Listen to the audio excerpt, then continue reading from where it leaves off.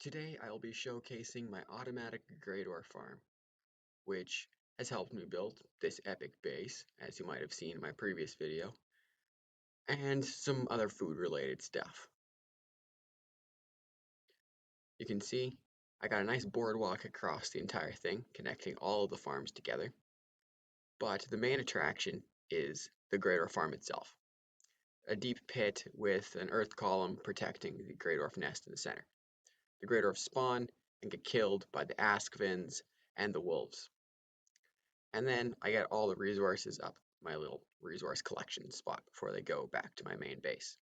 It's mainly stone and wood, but I got some resin and dandelions as well that I'm collecting for lighting up a place. And chicken farm. My first farm is the Askvin farm. The Askvin farm is kind of the most important farm here, but it's also pretty simple, really easy to make. You take fiddlehead ferns and vineberry clusters, and you just bring them up to the Askvins, toss it through the little opening in the wall onto the roofs that they stand on, and it perches nicely on the little crest of the rooftops. They eat the stuff, and the eggs fall down to the floor below it. In there, we've got a ridiculously crowded and cramped environment, but that's good because the pufferfish inside can easily poison, unlike me easily getting into this place, which is very difficult. These things clog up, they're so big, squirmy. But the pufferfish kill the Askvins pretty slowly, but it works. And I get a decent amount of Askvin tails, 4 per kill, and they breed ridiculously quickly. Inside here, I've got Askvin. Inside here, I've got my smoker setup. This smoker can cook 75 items at once, and an Askvin tail takes 25 seconds to cook. So that pretty much I can cook everything, and then once I'm done placing everything, I can go back and retrieve everything. It's pretty efficient. The half wall there allows only the Askvin babies to go through if I want them to, and some of them will manage to pathfind through into here, into the wolf killing chamber, or into the Greydwarf killing chamber, where they will kill the Greydwarfs for me. And the other good thing about a Greydwarf farm, you make coal out of it. The obliterator means that all the excess items like ancient seeds and your extra whatever gets converted into coal. Very useful. Now I no longer need to use my Surtling farm. Next is the wolf breeder. Wolf breeders are a little more complicated. Askvin. Get out of here. Oh, whatever. They're a little more complicated as they require earth to eat.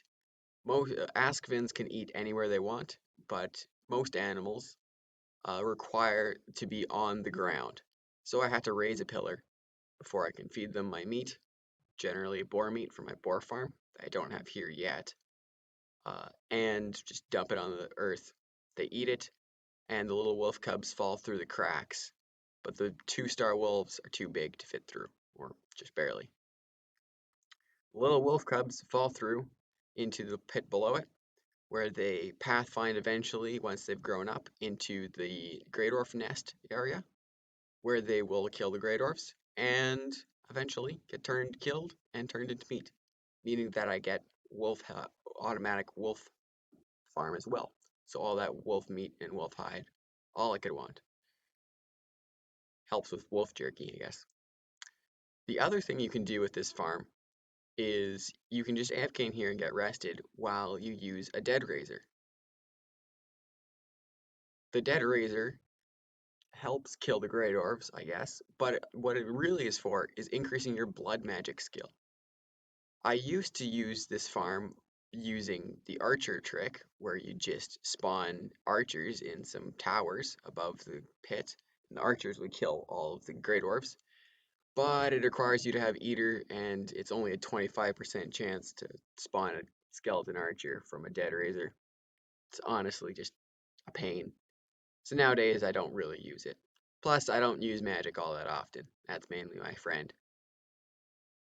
Although you can just spawn the skeletons inside the pit, and they'll survive a decently long time given that you have a few askvins and a couple wolves. Most of the time, the enemies die pretty instantly, but it's only when you get a brute or a shaman that they get affected. And skeletons don't get affected by poison, so that's a plus.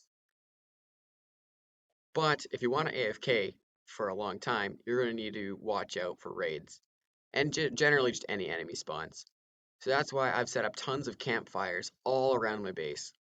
The campfires prevent spawns in a radius similar to a workbench. I think exactly like a workbench, but I'm not quite sure on that one. So I kind of just spam them all down as I can't see the radius.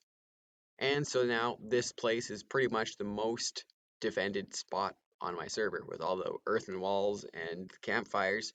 Even raids can't spawn at all. So many campfires around, works well. Works in the Ashlands too if you're having a problem with tons of enemy spawns, maybe around the boss spawner or something that you want only a certain amount of enemies or just no enemies at all. That's how we conquered the Ashlands. Just tons of campfires. But campfires are expensive and they require a lot of stone and wood. But with the Greydwarf farm, doesn't really matter. You have plenty of stone and wood.